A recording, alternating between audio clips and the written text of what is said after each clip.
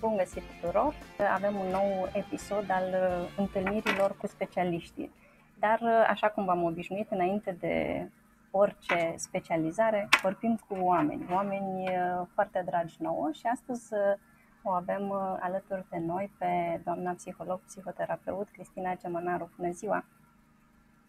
Bună ziua și mulțumesc de invitație! Vă mulțumim foarte mult că ați dat curs acestei invitații. La noi, la universitate, s-a încheiat perioada dizertațiilor, perioada licențelor și mulți dintre studenții noștri absolvenți se uită spre piața muncii, dorindu-și să-și găsească primul loc de muncă. Iar dumneavoastră, pe lângă faptul că sunteți psiholog, psihoterapeut, sunteți și antreprenor, angajator și din acest statut vă chemăm astăzi alături de noi, pentru că foarte mulți studenți la început de drum se tem foarte tare de primul lor interviu cu angajatorii.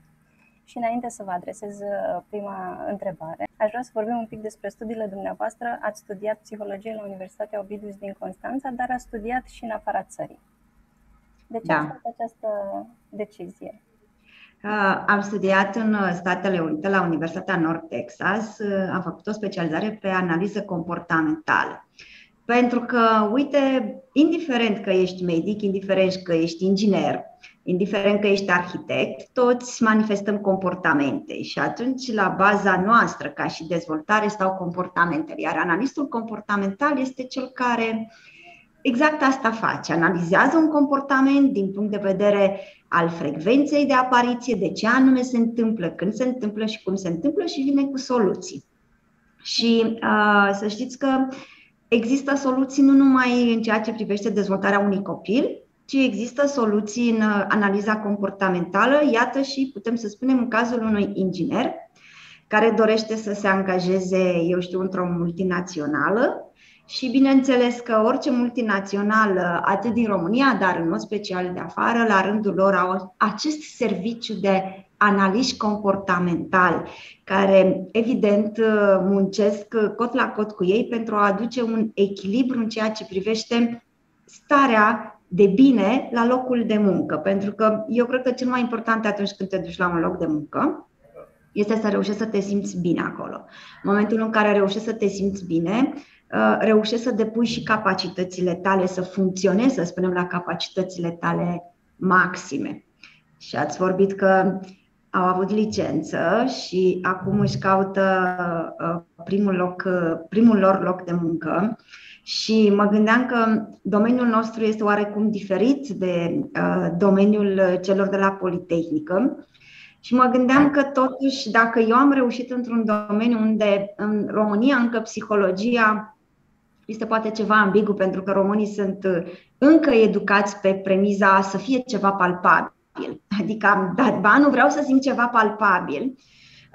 Este destul de dificil încă să convingi societatea românească cât de important este să avem o igienă mentală sănătoasă, așa cum avem și o igienă corporală, cât de important este să gândești bine și corect pentru tine. Eu n-aș spune pozitiv, că pozitivul meu nu este același lucru cu pozitivul celui de lângă mine, dar să gândești corect pentru tine și pentru cei de lângă tine. Da. Și ați ales să întregiți studiile afară pentru că aici nu exista această specializare sau pentru a vedea cum sunt? Da, pentru că în România nu există această specializare pe analiști comportamental, totodată este o acreditare la nivel internațional și în momentul în care lucrezi cu, nu știu, cei mai pregătiți oameni în domeniul la nivel mondial, înveți foarte multe și să știți că acest lucru pe mine m-a ajutat nu numai aici. Noi muncim pentru copii, muncim foarte mult pentru copii cu tulburări de dezvoltare, dar și copiii neurotipici, dar în activitatea mea am avut solicitări din partea câtorva companii din Constanța, chiar într-un proces de recrutare de personal, pentru că de cele mai multe ori puneau, în momentul în care tânărul se prezintă la un interviu, întrebările nu ar trebui să fie neapărat legate de numărul orelor de muncă sau salariul pe care el îl primește sau notele cu care el se prezintă, ci pentru a cunoaște un om tu ca și antreprenor și mai ales că avem de-a face cu o altă generație și tot timpul le zic antreprenorilor, este necesar să ne schimbăm atitudinea în a-i observa pe acești tineri, pentru că nu este de ajuns doar să-ți aducă o foaie matricolă în care să-ți arate că el este șef de promoție și nu este de ajuns în care el să spună, da, îmi doresc să lucrez aici, să-i prezentăm programul, uite, programul este de 6 ore, de 8 ore, de 10 ore și acesta este venitul și acestea sunt posibilitățile pe care tu le poți avea pentru a evolua pe scara resurselor financiare. Ce este mai important să înțelegem că pentru a avea un om eficient la locul de muncă, tu mai întâi trebuie să-l cunoști pe acel om și nu neapărat prin prisma a ceea ce el îți spune că știe, ci prin abilitățile lui practice. Și chiar eu le-aș recomanda tinerilor absolvenți să înțeleagă că poate la ora actuală nu se mai caută, eu știu, acel angajat care să aibă un CV impresionant, ci se caută acel angajat care să aibă niște skill-uri, niște abilități foarte practice, pentru că noi de asta avem nevoie, să aibă idei, să aibă anumite idei în care implicare, noi vorbim de implicare. Implicarea la locul de muncă nu presupune că trebuie să muncești, nu știu, 12 ore din 10.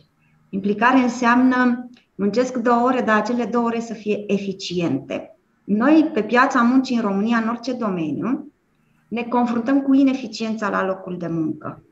Suntem, din păcate, una din țările care muncim cele mai multe ore, dar sunt cele mai ineficiente. Sunt țări care muncesc mai puține ore, dar sunt foarte eficienți. Și atunci cred că eficiența noi o pierdem prin prisma faptului că iată că încă ne centrăm pe teorie, noi nu avem nevoie de teorie, noi avem nevoie, ok, tu ai învățat asta în facultate, acum dăm voie să-ți arăt cum anume din teorie punem în practică. Și mie mi se întâmplă asta prin prisma antreprenorului, să reușesc să modelez un tânăr care vine cu foarte multe noțiuni teoretice.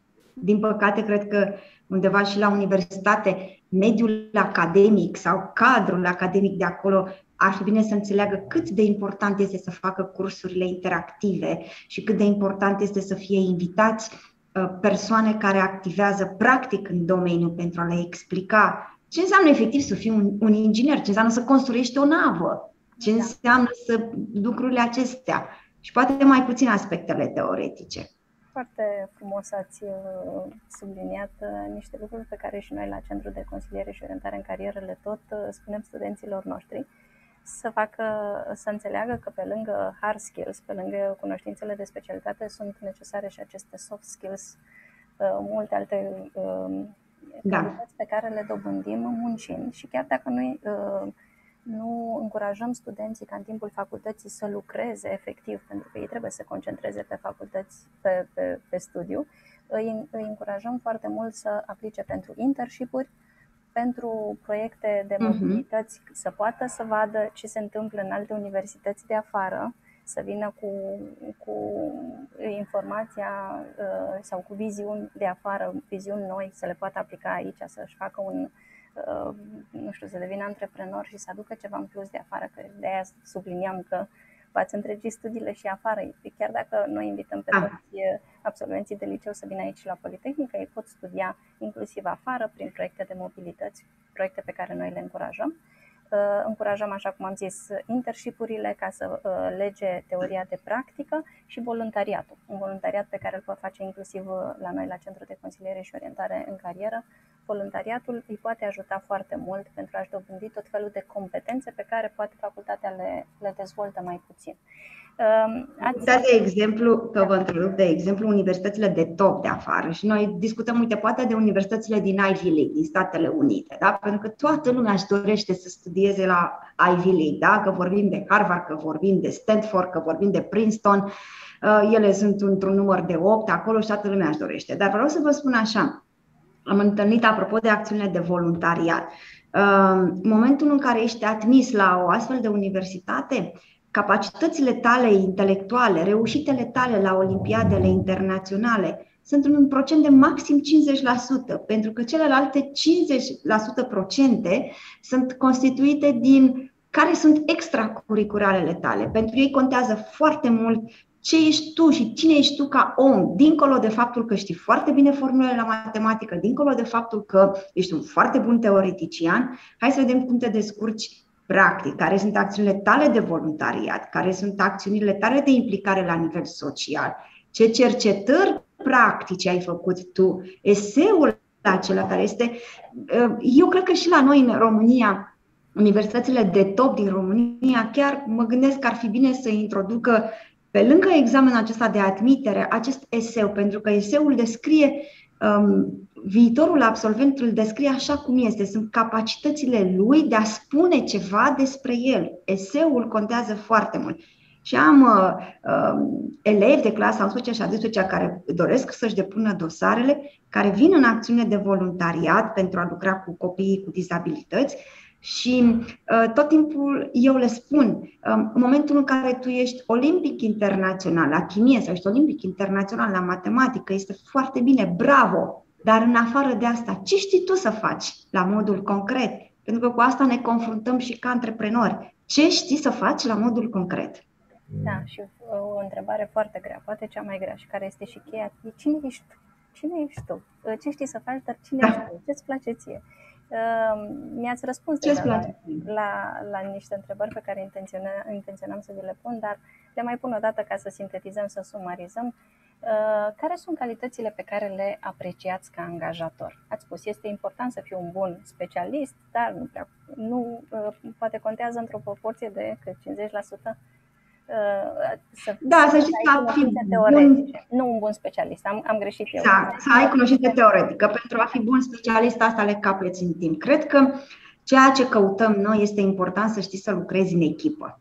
Și să știți că nu sunt vorbe îmbrăcate frumos. Sunt foarte puțini care știu să lucreze în echipă. De ce? Pentru că echipa presupune ca la rândul tău să stai alături de alte personalități, fiecare ființă umană are o anumită personalitate, are anumite principii și valori de conduită la nivel social. Este important să reușești să faci față unor condiții de stres. Și ce înseamnă condiții de stres? Înseamnă că se poate întâmpla ca uneori să ai anumite deadline-uri și înseamnă că tu trebuie să-ți găsești acele resurse interioare prin care să reușești să faci față, fără a fi tensionat sau fără a crea tensiune asupra celor din jurul tău. Cred că este important să înțelegi ce înseamnă loialitatea față de un angajator, pentru că este important să înțelegi că atunci când ești la entry level, ești la momentul în care încă acumulezi. De-abia acum putem să spunem că începe adevărata acumulare și care îți va fi ție de folos. Și eu le mai spun tinerilor, pentru că noi lucrăm cu persoane foarte tinere. La mine, cea mai în vârstă persoană, dacă aș putea spune așa, cred că are undeva la 28 de ani. Cea mai în vârstă persoană. Și noi, de-a lungul timpului, ne-am schimbat, eu și soțul meu, pentru că amândoi suntem cei care, să spunem, coordonăm activitatea acestui centru. Ne-am schimbat atitudinea pentru că am înțeles că lucrăm cu tineri și am înțeles că tinerii au nevoie de încurajări, am înțeles că tinerii au nevoie de sprijin emoțional, au nevoie de provocări, au nevoie să învățăm să fie competitivi, pentru că, uite, competitivitatea duce la o evoluție. Avem nevoie să învățăm să fie eficienți și competitivitatea aceasta să fie constructivă și nu destructivă, să nu ducem către acel nivel în care să dezvoltăm invidie sau să dezvoltăm destructivitate în ceea ce privește dezvoltarea lor. Au nevoie tinerii ca pe lângă locul de muncă, și iată, este un model pe care noi l-am aplicat și funcționează. În momentul în care ești la locul de muncă, ai o anumită ținută, conduită și discuți despre problemele locului de muncă și atunci ai nevoie de întâlniri în afara locului de muncă și nu să discuți despre locul de muncă la acele întâlniri, ci să discuți despre cine ești tu ca om, ce-ți place ție, ce te deranjează pe tine, care sunt pasiunile tale, pentru a-l cunoaște foarte bine. Și de asemenea și el trebuie să te cunoască pe tine, cine ești tu ca om, nu ești doar șeful lui, ești un om și să-ți înțeleagă care sunt și stările tale, care sunt plăcerile, care sunt hobby-urile tale. Este important să faci acest lucru. Din păcate, lucrurile acestea se întâmplă, să spunem, în companiile mici, companiile cu angajați un număr mic până în 25. După aceea lucrurile încep să fie organizate la o altă structură și la un alt nivel. Dar chiar și în companiile mari, multinaționale, există departamente, servicii de resurse umane care se ocupă și au înțeles că pentru a avea un angajat eficient este indicat să-i oferi, pe lângă venitul pe care tu îl oferi, pe lângă condițiile de la muncă, este indicat să-i oferi și alte activități pentru a-i câștiga dorința de a rămâne acolo. Pentru că oamenii caută tot timpul mai mult și mai mult.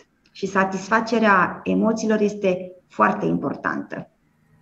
Foarte, foarte multe idei interesante le-ați punctat. Este foarte interesant pentru student să înceapă sau pentru tânărul absolvent să înceapă să înțeleagă că un loc de muncă înseamnă mai mult decât a primi un salar și că angajatorul, în momentul în care îi dă șansa de a fi angajat, îi dă de fapt mai mult decât salar. Îi dă un spațiu în care el se exprimă cu toată personalitatea lui, un spațiu în care el socializează. Și spuneți că ar fi ideal ca socializarea să nu fie doar la locul de muncă cu colegii, ci și în afara. Este ideal să fie și în afara locului. Dar și în condițiile în care nu este în afară, oricum existând printre colegi, funcționăm printre colegi, există această socializare. Un loc de muncă înseamnă și dezvoltare personală, pentru că învățăm de la ceilalți și devenim buni specialiști, nu absolvind o facultate, ci lucrând efectiv. Meseria se fură și se învață la locul de muncă. Și atunci loialitatea față de angajator este, nu știu, o chestiune de bun simț până la urmă, nu? Da, cred că există un contract până la urmă, unde se ajunge la un numitor comun între ceea ce dorește angajatul și ceea ce dorește angajatorul. Atâta timp cât numitorul acesta comun există, lucrurile funcționează. Când acest numitor comun nu mai este un numitor comun și apar, să spunem, perturbări sau anumiți factori care destabilizează balanța, evident că atunci, din punctul meu de vedere, poate nu ar trebui avansat prima dată demisia, ci poate o discuție cu angajatorul cu care tu te-ai înțeles foarte bine, pentru a-ți spune doleanțele tale. Pentru că de cele mai multe ori, am citit foarte multe studii, angajații nu pleacă neapărat de la locul de muncă din cauza faptului că sunt nemulțumiți de venitul salarial, ci dimpotrivă. Ei pleacă de la locul de muncă datorită faptului că nu se simt bine acolo. Consideră că mediul este încărcat de foarte mult stres, nu au o relație bună cu colegii, nu se simt în largul lor acolo, simt că sunt devalorizați și nu se simt apreciați. Lucruri care poate, iată, țin de conduită și de interpretarea fiecăruia. Foarte puțin își schimbă locul de muncă, nu foarte puțin, puțin își schimbă locul de muncă datorită faptului că nu sunt împliniți din punct de vedere financiar, ci primează mult mai mult și, să știți, în mod special pe segmentul de vârstă 22 de ani, 30, și primează mult mai mult cum se simte el din punct de vedere social, din punct de vedere emoțional, din punct de vedere al relațiilor la locul de muncă. Da, am mai spus-o de multe ori de câte ori am avut ocazia, că până la urmă, în momentul în care participăm la un interviu de angajare, cel mai rău lucru care ni se poate întâmpla nu este să nu fim acceptați la acel loc de muncă, ci să fim acceptați la acel loc de muncă, dar să fie un loc de muncă nepotrivit.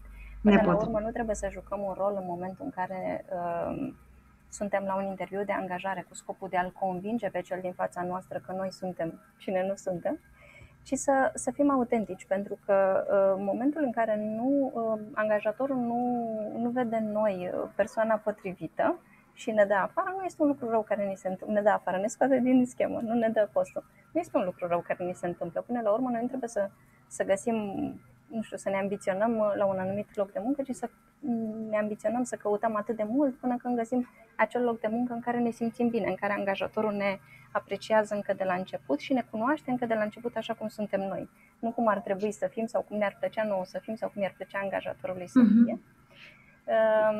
Și să știți că aceste lucruri ar putea fi preîntâmpinate, să spun, dacă eu știu, pentru că fiecare universitate și fiecare specializare în sine are acele stagii de practică. fiecare student merge într-un stagiu de practică în funcție de domeniul în care el este pregătit. Ei, dacă acele stagii de practică ar fi executate corect și fair play și de o parte și de alta, în primul rând este șansa ta, tânărului care ești în acel stagiu de practică, să înțelegi, măi, mi se potrivește locul ăsta de muncă, îmi caut altceva, încerc altceva, pentru că, uite, este binevenit să înțeleg cu ce anume rezonez eu, pentru că nu toți avem o conexiune cu toți, nu toți avem o conexiune cu o anumită activitate, pentru că suntem ființe umane și, ce să vezi, suntem diferiți, fiecare acționăm după principii diferite.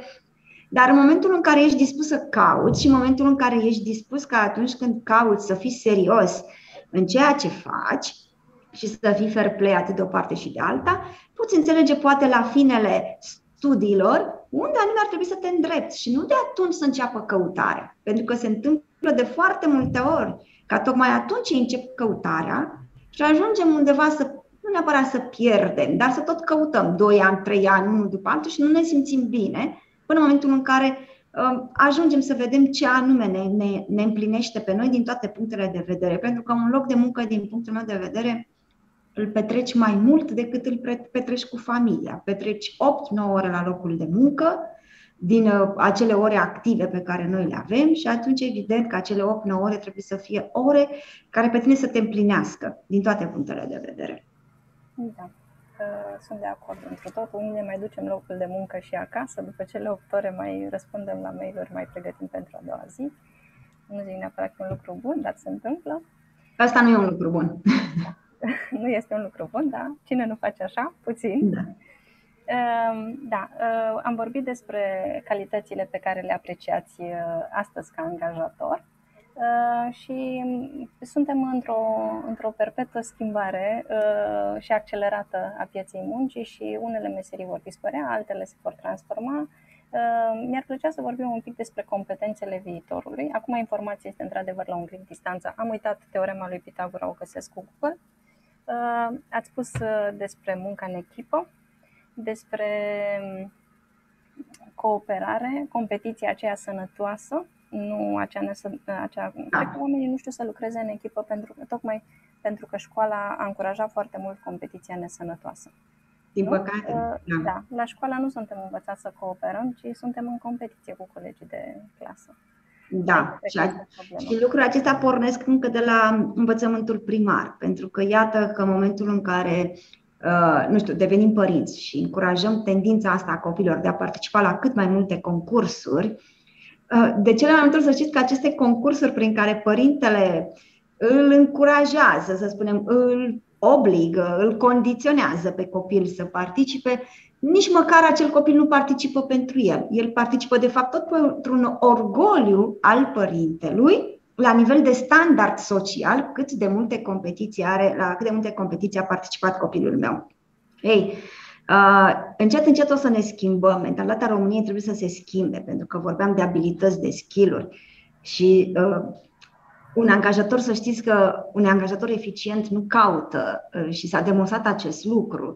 Tu poți să fii olimpic la matematică, dar în momentul în care eu te pun în practică, pentru că eu am nevoie de oameni practici, în momentul în care te pun să faci față unei situații și să găsești soluții concrete, s-ar putea să nu ai această capacitate. Și atunci trebuie să învățăm să-i dezvoltăm de mici, să aibă această gândire constructivă, să-i dezvoltăm de mici, să aibă capacitatea de a interacționa social și să nu avem, poate niște adulți inhibați emoțional la nivel social, care el știe foarte multe, poate din vedere cognitiv, dar inteligența lui emoțională și socială este deficitară și trebuie să învățăm de mici ce înseamnă dezvoltare personală și ce înseamnă să-ți controlezi emoțiile și ce înseamnă să fii creativ, ce înseamnă să fii imaginativ, să ai imaginație și ce înseamnă să lucrezi în echipă. Și aș mai pune, cred că pe lângă acestea, tehnologia aceasta care avansează și trebuie să învățăm să o folosim. Iată, noi lucrăm cu copii cu dizabilități, dar să știți că avem foarte multă tehnologie aici și de multe ori, știți, problema aceasta. Lăsăm copilul în fața calculatorului sau în fața gadgeturilor și eu le spun, noi nu avem cum să scoatem din viața noastră aceste gadgeturi care fac parte din evoluția noastră ca oameni. Există o diferență între a învăța să folosești eficient și a învăța și doar a-ți pierde timpul, pentru că asta se întâmplă nu numai când stai în fața unui calculator, poți să pierzi timpul ineficient chiar și la un loc de muncă, poți să pierzi timpul ineficient chiar și la o sală de sport. Deci noi trebuie să învățăm ce înseamnă această eficiență. Și atunci cred că tot ceea ce ține de, mă gândesc, meseriile viitorului, microbiologie, partea aceasta de robotică, acestea sunt, cred că, viitoarele meserii și inginerii aici, evident, că au foarte multă. Există acea inginerie medicală, secția de inginerie, care iarăși este o meserie a viitorului, pentru că la nivel medical, iată, operațiile, intervențiile chirurgicale nu mai sunt ceea ce au fost în urmă cu 30 ceva de ani. Totul este laparoscopic, totul este prin roboți medicali.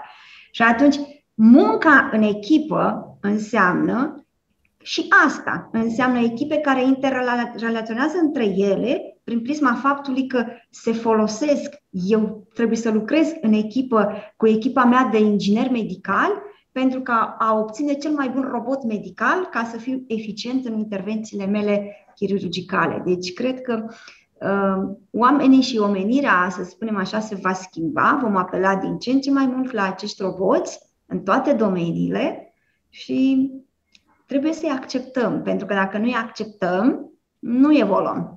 Da, corect. Aveți în echipa dumneavoastră pe care ați angajat-o și cu care lucrați o persoană cu dizabilități. Și unele persoane consideră acest lucru un act de curaj, cum un angajator care își dorește clienți satisfăcuți să poată lucra cu o persoană cu dizabilități. Și dumneavoastră n-ați numit această acțiune de a angaja o persoană cu dizabilități un act de curaj, ci o să citez, că mi-a plăcut foarte mult, o normalitate a unei societăți moderne, civilizate și implicate. Avem și noi câțiva studenți cu dizabilități, studenți foarte inteligenți în cadrul facultății noastre și ne dorim același lucru pentru ei, să fie integrați și ei pe piața muncii. Ce a însemnat și pentru centrul dumneavoastră angajarea acestei persoane cu dizabilități și ce a însemnat pentru acea persoană? Da, pentru noi asta a fix o normalitate, adică n-am perceput vreodată că ar trebui să mă gândesc dacă aș putea să angajez sau nu aș putea să angajez. Acum mulți ar spune, da, dar datorită faptului că lucrați cu persoane cu dizabilități și trebuie să le oferiți o șansă. Da, evident, dar nu doar noi trebuie să le oferim o șansă. Cred că a oferi o șansă și eu cred că în momentul în care te aliniezi la linia de start acolo, indiferent că ești o persoană neurotipică, indiferent că ești o persoană neurotipică, dar cu o dizabilitate fizică, de ce nu ai reușit să faci față? Eu mă refer, de exemplu, acum la persoanele care au dizabilități fizice, care sunt imobilizate în cărucioare rulante, poate în urma unui accident sau poate în urma unei deficiențe, a unei boli din copilărie, poate.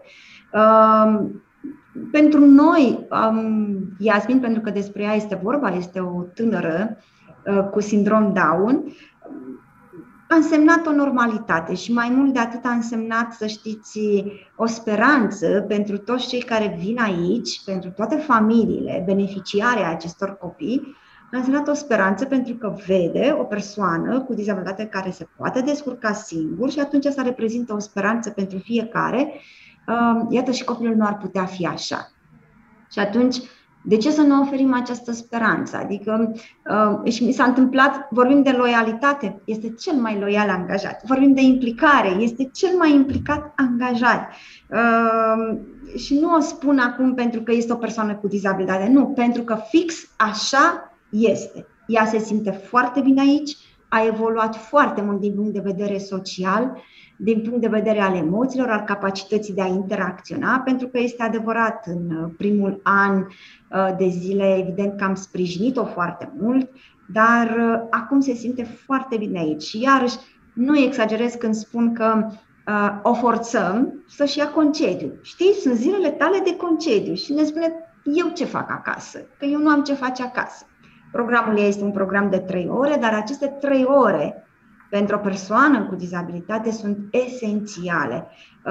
Pentru că în viață tot timpul trebuie să-ți găsești acele activități care să te țină pe linia de plutire, să-ți dea resursele de a merge mai departe.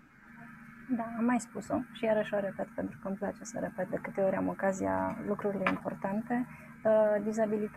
Dizabilitățile ne privesc pe toți. Chiar dacă am avut norocul să nu avem o dizabilitate, noi suntem mediul persoanelor cu dizabilități și putem să fim acea parte din mediul lor care îi ajută sau care le dă în cap. Și cred că toți ar trebui să începem să trecem de la măi handicapatule la ai privi. Da, este o vorbă, cred că care încă se răstește. Este îngrijorător pentru că eu aș transmite un mesaj. Noi, cei care am avut norocul, chiar e foarte realist spus, am avut norocul să fim persoane sănătoase din vedere fizic și clinic, nu realizăm care sunt adevăratele probleme ale vieții. De cele mai multe ori ne alintăm și ne place să ne alintăm și să ne dezvoltăm probleme care de fapt sunt doar niște situații de rezolvat, pentru că viața nu are cum să fie doar lină și albastră și frumoasă. Evident că avem niște provocări. Adevăratele probleme ale vieții sunt acestea. Eu tot timpul le zic și tinerilor cu care lucrez și le spun, haideți să nu ne mai alintăm. Astea sunt adevăratele probleme ale vieții, să ai o dizabilitate fizică și să reușești, sau neuropsihică, și să reușești să supraviețuiești, pentru că despre asta este vorba, despre supraviețuire într-o societate care, iată, 2021, nu știm să înțelegem drepturile celor de lângă noi. Am avut recent o întâlnire, tot așa, în fața studenților cu Alex Oelă, un tânăr care a terminat și el o facultate și este la a treia carte, imediat își va lansa a treia carte. Are o dizabilitate și spunea, printre altele, că e greșit să spunem că persoanele cu dizabilități au nevoi speciale, că nevoile pe care persoanele cu dizabilități le au sunt aceleași nevoi universal valabile, doar adaptate la dizabilitate, dar ei nu vor cere niciodată friptură de unicorn cu omletă de dinozaur sau lucruri pe care noi, cei care am avut norocul să nu avem o dizabilitate, nu le-am cere. Vor și ei să fie iubiți, vor să fie și ei integrați, vor și ei un loc de muncă, vor și ei să fie apreciați pentru ceea ce sunt, vor și ei să fie respectați, așa cum și noi ne dorim, vor și ei accesibilitate, să poată să intre într-o bibliotecă sau într-o librărie fără să-și pună problema că își rup gâtul pentru că sunt scările nepotrivite sau nu o toaletă unde să poată să meargă. Deci, cred că ei devin special mai mult datorită incapacității noastre și poate a neputinței noastre de a înțelege că eu, dacă sunt o persoană, de a înțelege că o persoană cu dizabilitate fizică într-un cărucior rulant, exact așa cum am spus, vreau și eu să merg la o bibliotecă, vreau și eu să merg la un spectacol, vreau și eu să merg la plajă, dar nu am cum.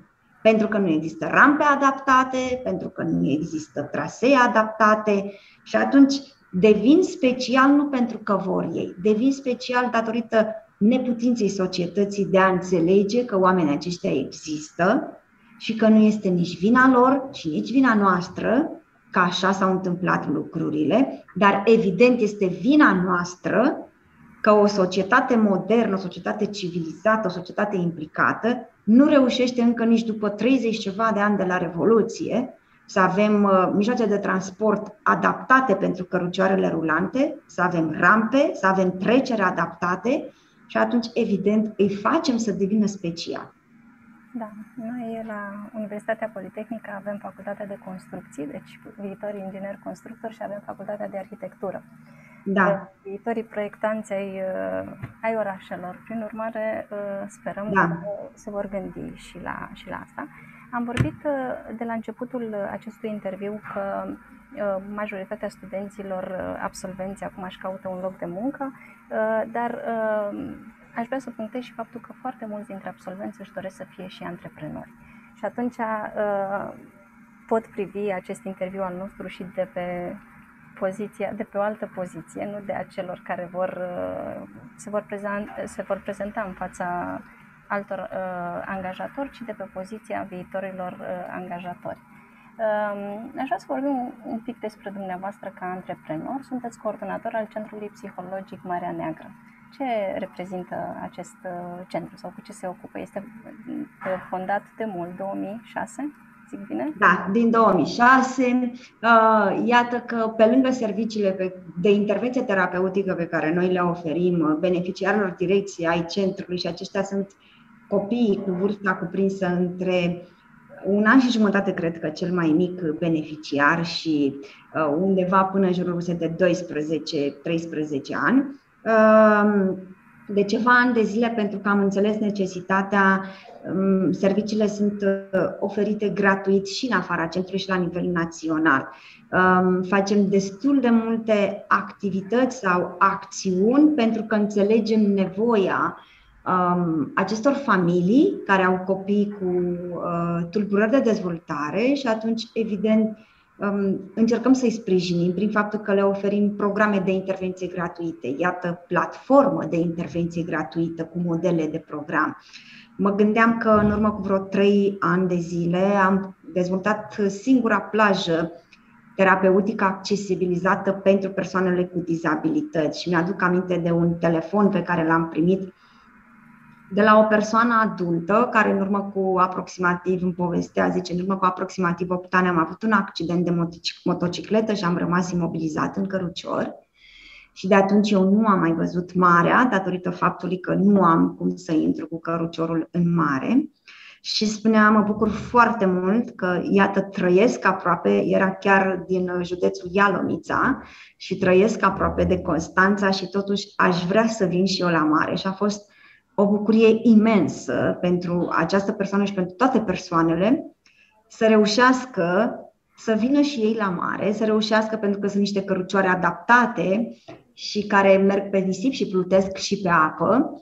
Și apropo de ceea ce înseamnă drepturi și de ceea ce înseamnă acceptarea celor din jur, să știți că avem proiecte în care implicăm tineri, nu doar tineri absolvenți de psihologie, ci noi avem o echipă în spate, lucrăm și cu IT-ști, pentru că, încă o dată, creăm platforme gratuite prin care părinții pot avea acces. Avem un eveniment anual de alergare unde avem peste 3000 de participanți, unde se poate înscrie orice ONG, să spunem, din țară pentru a-și susține proiectul.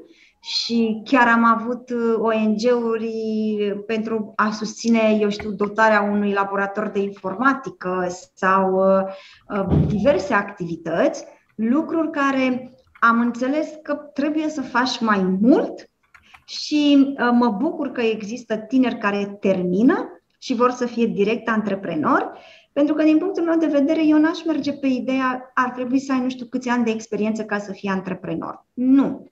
Dacă tu ai abilitățile necesare de a gândi și de a fi un bun manager, dacă tu ai abilități de a dezvolta și crezi în tine, chiar dacă vei face o greșeală, acea greșeală nu înseamnă eșec, acea greșeală înseamnă doar o experiență din care vei avea de învățat. Și atunci, da, trebuie să încurajăm să fie și antreprenori de la bun început. Și s-au dovedit de multe ori că au avut și succes. Da, au entuziasmul tinereții. Da. E minunat, nici n-am știut că reușiți să faceți proiecte în care să vă susțineți prin proiecte și să aveți servicii gratuite. Uite, fiecare din noi putem pune umărul ca să facem, să vă ajutăm, de ce nu, prin aceste proiecte, să contribuim un pic la un viitor un pic mai bun, pentru că dacă îi ajutăm pe cei de lângă noi, practic, mai bună în care funcționăm și noi. Care sunt planurile de viitor? Aveți proiecte la care visați și pe care încă nu le-ați pus în... Da, avem proiecte, visăm de ceva ani să facem, pentru că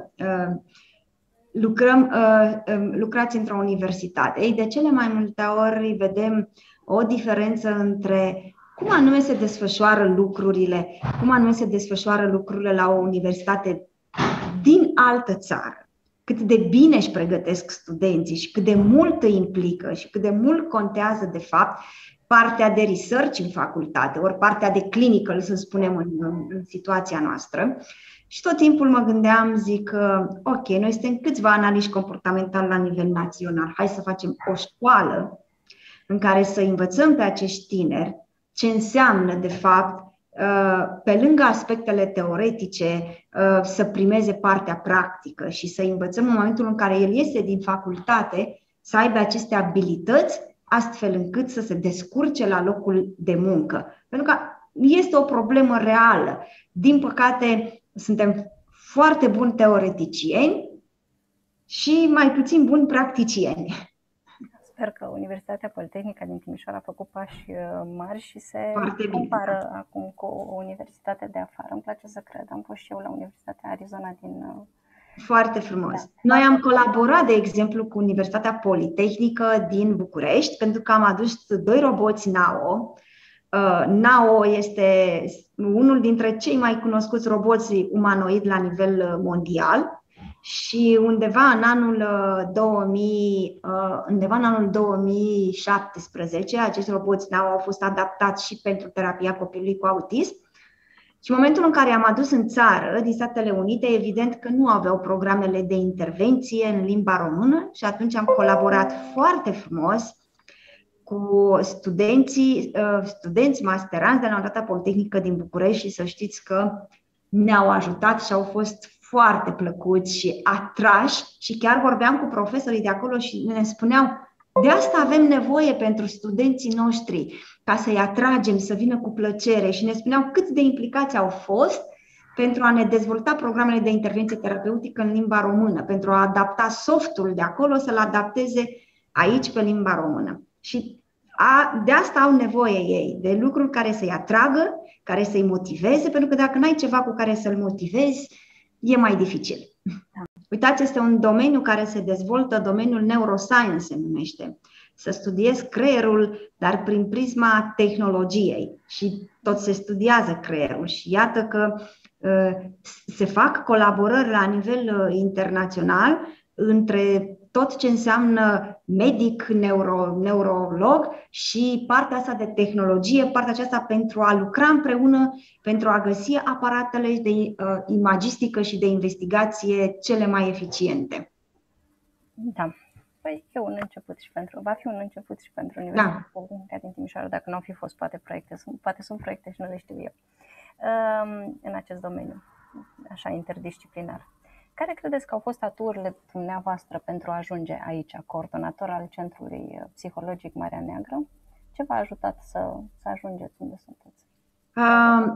Să știți că pe mine m-au ajutat, vorbeam la început de competitivitate și mi-aduc aminte la început, în urmă cu nu știu câți ani de zile, aveam un supervisor din Statele Unite. Ei au tot o altă abordare și tot timpul colaboram la modul, uite, urmărește, vezi, și am fost și acolo la ei și ceream tot timpul feedback-uri și eu îi spuneam, uite, spune-mi unde greșesc. Și el tot timpul îmi spunea, este foarte bine, lucrez foarte bine, adică nu-mi dădea uite, aici greșești, pentru că aceasta este atitudinea și abordarea lor și am înțeles-o puțin mai târziu, în momentul în care tu ai acolo în supervizare și ai un om pe care vrei să-l formezi. Poate cel mai bine este să începi cu calitățile pe care le are, să pui acolo la mijloc, știi, dar ar mai trebui să îmbunătățești acolo și acolo, dar în concluzie, tu ești foarte bun pe ceea ce faci. Cred că m-a ajutat în primul rând să accept atunci când greșesc și nu e de cele mai multe ori cel mai greu unui om îi vine să accepte, să zic că am greșit. Eu am învățat să spun, ok, am greșit, merg mai departe. Și mi s-a întâmplat și, acum nu știu, dacă puteți vreodată să luați legătura cu vreun angajat sau un colaborator de nostru, mi s-a întâmplat atât mie cât și soțului când am simțit că poate modalitatea în care le-am transmis ceva nu a fost cea mai potrivită, să le spunem, bă, fraților, am greșit. Asta m-a ajutat să evoluez și m-a ajutat să înțeleg că oamenii nu fac greșeli intenționate, poate. Oamenii poate sunt conduși greșit, dezvoltați greșit, poate mesajele pe care le primesc de la cei din jur eu știu, apelează mai mult că fiecare dintre noi avem personaje pozitive și personaje negative după care ne conducem. Dar cel mai important ca să evoluez, din punct pentru mine a fost să învăț din greșeli și toți învățăm din greșeli, a fost să înțeleg că este necesar să mă readaptez tot timpul cu cine lucrez, cu oamenii cu care lucrez și să nu-ți fie rușine să înțelegi că tot timpul ai de învățat ceva. Că în momentul în care ajungi la o anumită vârstă și la un anumit nivel și consider că nu prea mai ai ceva de învățat, atunci nu prea mai te apreciezi pe tine. Pentru că a te aprecia pe tine înseamnă să ai ceva de învățat tot timpul. Da. Povesteați de supervizorul care vedea calitățile dumneavoastră și cred că este extrem de important pentru un tânăr care se îndoiește de capacitățile lui însuși să aibă pe cineva alături care crede în el.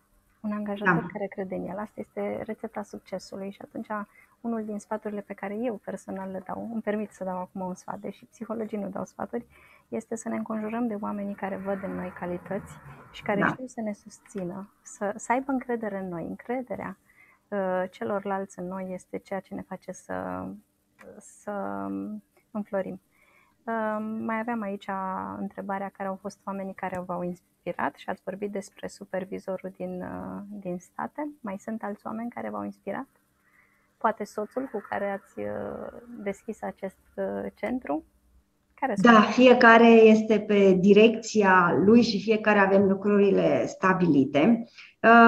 Dar să știți, uitați, poate ar putea părea ciudat sau ar putea părea ok, mă, este mamă și de ce să nu-și laude copilul că e doar copilul ei, dar să știți că pe mine uneori m-a inspirat și mă inspiră în continuare copilul meu. Nu este foarte mare, are 18 ani, dar mă inspiră cât de pozitiv poate fi și mă inspiră că găsește tot timpul soluții și spune, da, o să reușesc, da, am avut ceva de învățat din asta și mă inspiră faptul că, uite, cât de multe resurse poate avea un tânăr, numai să știi cum anume să vorbești cu el, numai să știi să-i găsești calitățile. Și de-a lungul profesiei mele, bineînțeles că m-au inspirat oamenii de calitate și oamenii de top din profesie, așa cum ne inspiră pe fiecare, dar cred că persoanele care te inspiră așa ca om sunt familia ta de origine și, bineînțeles, familia pe care o ai alături. Da, vorbeați la un moment dat despre faptul că putem pierde mult timp și în fața gadgeturilor și așa. Ce face omul Cristina Gemănaru în timpul liber? Care sunt hobby-urile? Avem un singur hobby, eu și cu soțul meu, ne place să alergăm și alergăm și alergăm. Am descoperit acest hobby, să zic, în urmă cu vreo 10-12 ani de zile. Și ce anume se întâmplă cu noi? Evident că pleci încărcat cu o anumită energie, evident că pleci epuizat, evident, dar în momentul în care alergăm și stăm noi cu gândurile noastre, și am învățat că atunci când alergăm să nu ascultăm muzică, ci pur și simplu să alergăm și să auzim ce se întâmplă, ne vin cele mai creative idei. Reușim să ne reîncărcăm de energie și chiar dacă simțim că venim epuizați, eu știu, poate de la locul de muncă, când plecăm seara la 7 sau când plecăm la alergare, ne reîncărcăm bateriile. Cam acesta este hobby-ul pe care îl avem.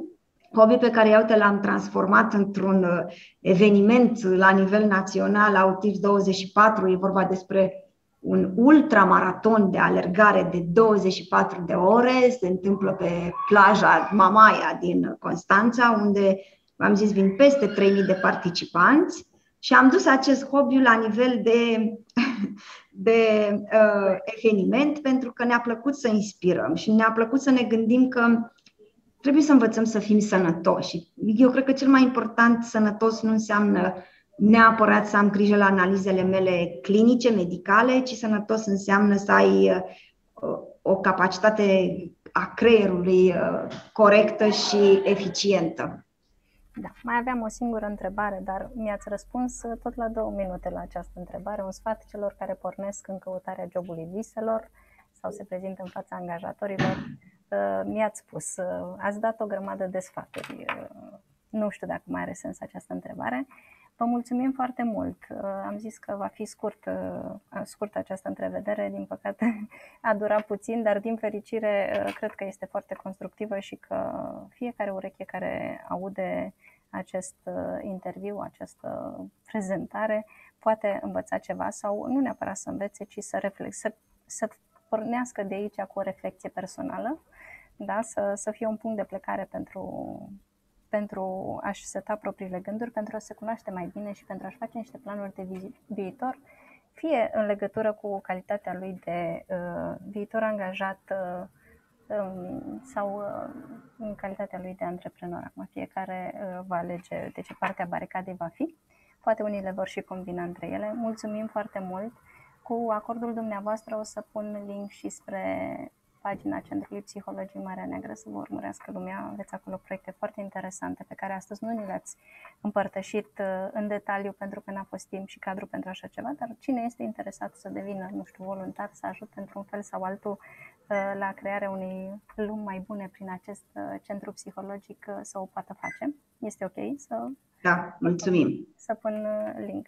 Și noi mulțumim foarte mult și pentru prezență și pentru sfaturi și pentru deschiderea pe care ați avut-o de a vă prezenta astăzi în fața studenților, deși sunteți o persoană foarte ocupată. Mulțumesc de invitație și baftă studenților! Doamne ajută, baftă tuturor!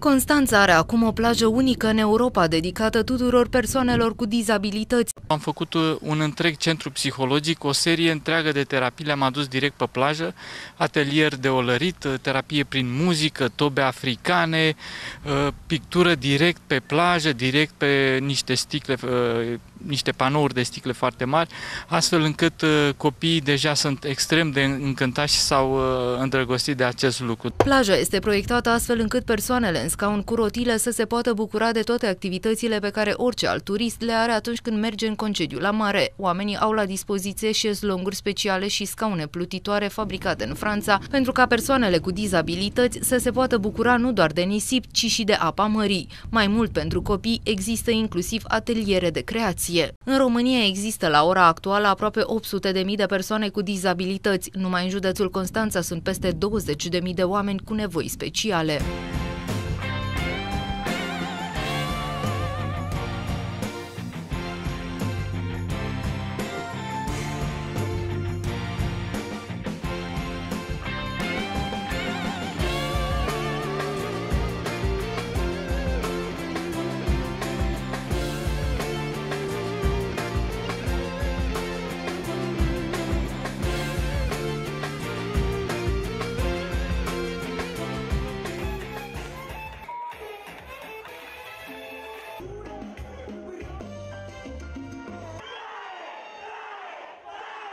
Astăzi alergăm pentru tine, Alex, Anastasia, pentru toți copiii și toate persoanele cu nevoi speciale.